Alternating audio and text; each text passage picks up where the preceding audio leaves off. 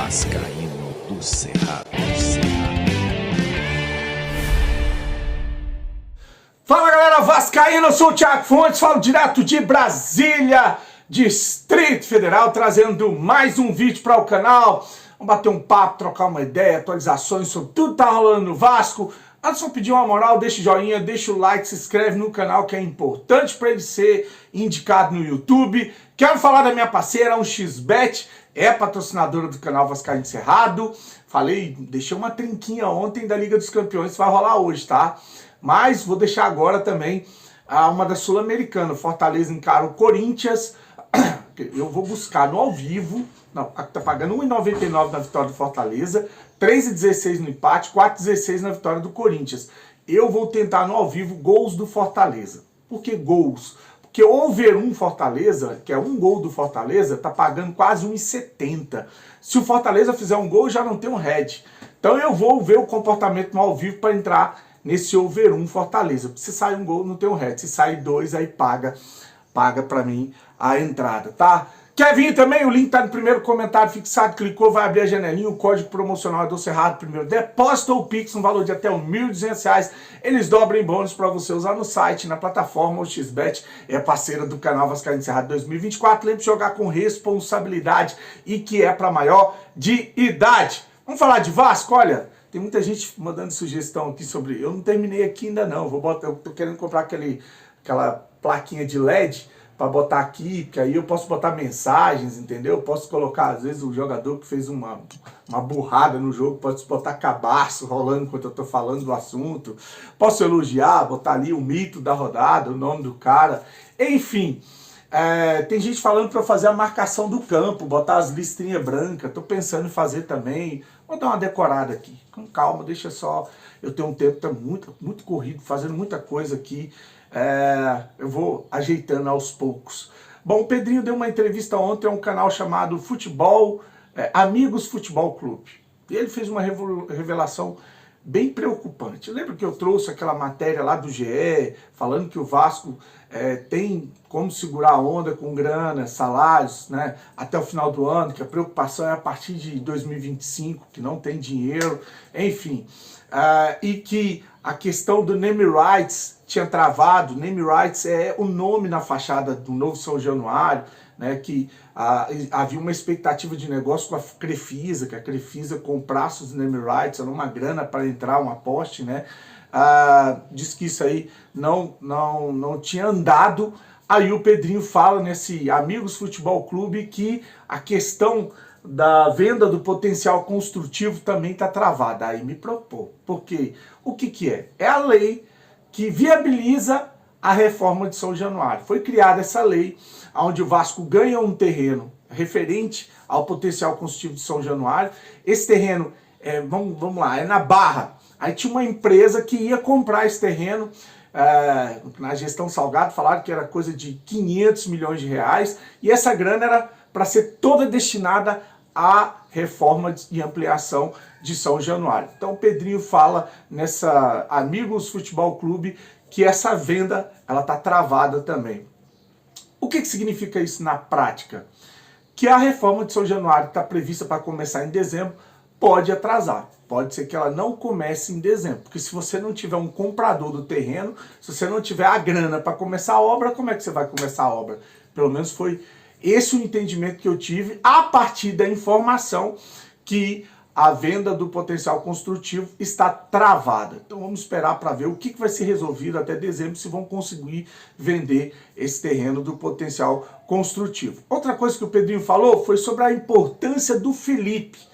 Lembra quando ele anunciou o Felipe ali para o departamento de futebol, com uma galera de oposição, ficou torcendo o nariz, colocando um amigo, apadrinhado, voltou aos modos operantes? Eu podia ter embarcado nessa situação também. Mas eu já falei, eu não tenho um compromisso com um grupo político, com um candidato. Meu compromisso é com o Vasco. Então se for uma coisa que eu acho que é legal para o Vasco, eu vou apoiar. Então a contratação do Felipe, eu apoiei, tá? Fiz críticas à contratação do amigo do Felipe lá, o auxiliar dele no Bangu, para ser técnico do Sub-15 e do filho dele. Fiz críticas a isso. Agora, sobre a contratação do Felipe, eu apoiei. Por quê? Porque o Pedrinho estava resolvendo um monte de situação na justiça, a questão da liminar para retomar o departamento de futebol, o futebol da SAF, do Vasco, né? A questão do potencial constitutivo, que ele estava direto em reuniões na Câmara, né? A lei que tinha que ser aprovada. Então, ele não podia estar ali dentro do departamento de futebol, ver o que estava acontecendo, o que ele colocou os olhos dele no departamento de futebol, que é o amigo dele, o irmão, o Felipe. E aí, quais eram as questões que o Felipe tinha para resolver?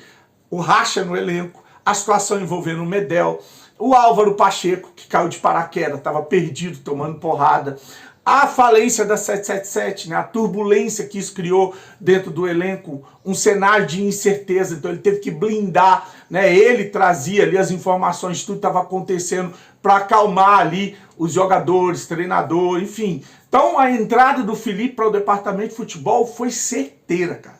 Além do conhecimento que ele tem de futebol e da base. Então, eu acho que esse momento com o Álvaro Pacheco, com o técnico do Vasco, o Rafael Paiva, tem muito do dedo do Felipe também, tá? O Felipe e o Pedrinho, com o entendimento deles de futebol, do Vasco, da base, isso também ajudou bastante o Vasco nessa temporada com relação ao futebol, aos resultados, tanto na Copa do Brasil quanto no Campeonato Brasileiro. O Vasco está aí longe dessa briga para cair para a segunda divisão, praticamente garantido na próxima temporada, e também brigando numa semifinal de Copa do Brasil depois de muitos anos, com a possibilidade inclusive de ir para uma final. Então, eu não tenho problema com elogiar. Eu elogio o Felipe, o Pedrinho, o Rafael Paiva, por todas essas conquistas, mesmo com todo esse momento de turbulência, com toda essa sacanagem que fizeram com o Vasco. Ah, mas você estava criticando o Rafael Paiva. Acostume-se, cara. O jogo é o jogo. Vai ter dia que eu vou elogiar o jogador que foi bem, como foi o caso do Ryan, né? E vai ter dia que eu vou criticar o próprio Ryan, quando entrou na época lá da 777, que não estava jogando nada. O campo e bola, a gente discute ali o pré e o pós-jogo, as atuações dos jogadores e do técnico, né? Isso aí não é uma coisa que tem que ser permanente. Porque eu fiz um elogio ao Rafael Paiva, eu não vou poder criticar ele no resto da temporada, nas decisões que ele toma numa partida. Você tem que ter inteligência na hora de fazer a crítica. Eu recebi crítica lá no Instagram de um cara que... Olha, você criticava o Ryan, tava na hora de você elogiar. E eu elogiei o Ryan, pedi ele no time no segundo tempo, quando ele estava jogando lá contra o Urubu. Eu falei que o Ryan tinha que entrar, e uma galera falando que o Ryan não jogava nada, né? E aí o cara me xinga no Instagram dizendo que eu tinha que elogiar o Ryan, e o outro me xinga no YouTube porque eu elogiei o Ryan. Pra você ver como é que é a mente dessa galera, né? Mas aí você tem que saber lidar com essas críticas e elogios, né? Cada um tem a sua opinião, enfim, eu vou manter a minha opinião. Então tá aí essa situação envolvendo o Felipe. Parabéns para o Felipe, para o Pedrinho e o Rafael Paiva, com o trabalho debaixo de todos esses problemas, né? De toda essa turbulência criada pela gestão Jorge Salgado e a 777, né? A empresa falida, a quadrilha, tá? Então, tá aí, né? Agora, o Vasco joga domingo, aqui em Brasília, contra o Palmeiras. Já falei, né? A expectativa de quebra de recorde. O recorde foi um jogo Urubu e Criciúma, 60 mil, 100 e alguma coisa. Já vendeu quase 50 mil ingressos. Então, existe a expectativa para quebra desse recorde no Campeonato Brasileiro. Muitos torcedores, inclusive porque as duas torcidas, elas são irmãs, né? Não vai ter confusão, vai ser um dia de festa. E para o dia de festa, a gente tem a volta do João Vitor. João Vitor, zagueiro, importante zagueiro aí, para o Rafael Paiva. Então, a gente volta a dupla Maico e João Vitor. A dúvida é do meio para frente. E agora? A interrogação. O que vai fazer? Porque não tem condição de Payet. O Jean David não jogou bem na posição que jogou e com o Payet, né? Então tem que ver como é que vai ser montado esse time do meio pra frente. Como você montaria? Tem um Coutinho que entrou e fez o gol. E aí, Coutinho ou Payet? E no ataque, mantém o David, mantém o Jean David, ou tira os dois? O Emerson Rodrigues entrou bem. Tem o próprio garoto lá que eu falei, o Ryan, que entrou bem, né? Tem o Pumita, que tem entrado bem para jogar. Aí eu falei do Pumita aqui ontem, teve um cara falando assim, você tem que se decidir. Uma hora você falou da Avenida Pumita, agora você está falando que o Pumita tem que jogar. Ou, eu ia falar animalzinho de chifre, mas não vou falar isso não. Cara, entende? Eu não falei pro Pumita entrar e ser lateral. Falei, dá pra aproveitar esse momento do Pumita pra ele jogar na frente, fazer a dobra com o PH. Pra mim, PH é titular absoluto nessa lateral do Vasco. Mas dá pra você usar os dois, como ele usa do outro lado o Piton e o Leandrinho. Tem que desenhar, porque algumas pessoas acabam não entendendo o que você tá querendo falar.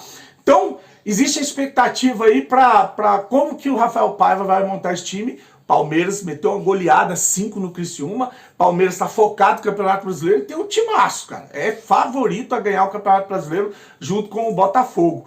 Então, ele vai ter que armar esse time aí de uma maneira melhor do que armou para jogar contra o Flamengo. Não dá para jogar passivamente, aceitar um domínio como o Vasco aceitou do Urubu no último clássico, né? Então, como é que você escalaria esse time do meio para frente? Quem sai? Coutinho entra... um desses laterais entra aí para finalizar. Falando em lateral, vou deixar aqui o Eric Faria, que agora é comentarista de futebol, rasgando um elogio aos laterais do Vasco. Ele fala que o Piton não foi muito bem no clássico. O Piton já tá deixando a desejar na questão defensiva, como a gente fala do Puma, né? O Piton e o Puma são dois bons alas, né? Os caras conseguem chegar e abastecer o ataque. Agora, defensivamente, tanto o Pumita quanto o Piton são avenidas. A gente tem tomado muito gols nas costas do Piton. Inclusive, deixei de falar isso no pós-jogo, teve gente falando aqui. E o Piton, e a Avenida Piton? Tem que ser falado também, tá? Lá está tomando muitos gols ali nas costas do Piton. Ah, mas é o Léo ali. Mas se tiver um lateral que segura a onda como o PH, acaba ajudando mais o Piton. Por isso que eu falei lá que eu gosto do Vitor Luiz, que o Vitor Luiz, além de apoiar bem, também marca bem, né? Ele recompõe bem. O Piton tem esse defeito aí na recomposição. Mas o Eric Faria elogia os laterais do Vasco, que em época de escassez de lateral, o Vasco tem dois bons laterais, tanto o PH quanto o Puma. Eu vou além, o Vasco tem 4 bons laterais, né?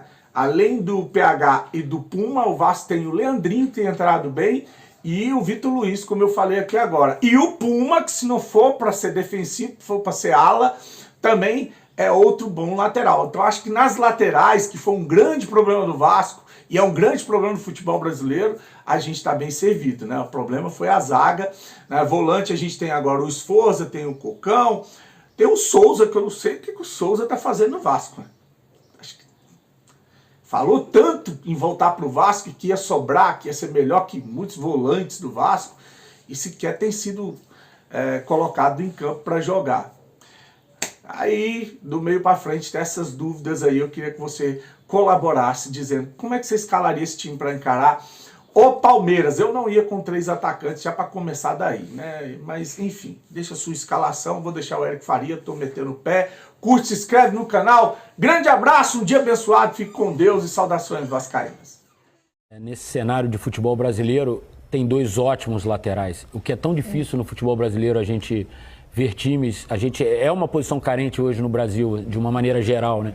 E o Vasco conseguiu ter 2 ótimos laterais, o PH, o Paulo Henrique e o Piton, são 2 ótimos laterais para o nosso mercado aqui. São jogadores confiáveis, são jogadores sérios, jogadores conhecedores da posição, são muito bons laterais. O Paulo Henrique fez uma partida muito boa ontem. E muito do que o Flamengo fez, nomes do time muito do que o Flamengo Paiva, fez, né? Foi por ali. E ele conseguiu duelar muito bem com o Alexandro, ora com Plata, ora o Bruno Henrique caía por ali, e ele firme, tanto que ele precisou ser substituído, porque o volume de jogo do Flamengo foi muito por ali, e ele saiu super bem. O Piton ontem já não fez uma partida como a gente está vendo, não sei se a questão da lesão o atrapalhou um pouco, segurou um pouco, mas o Piton, bom, o torcedor do Vasco sabe o que esperar do Piton.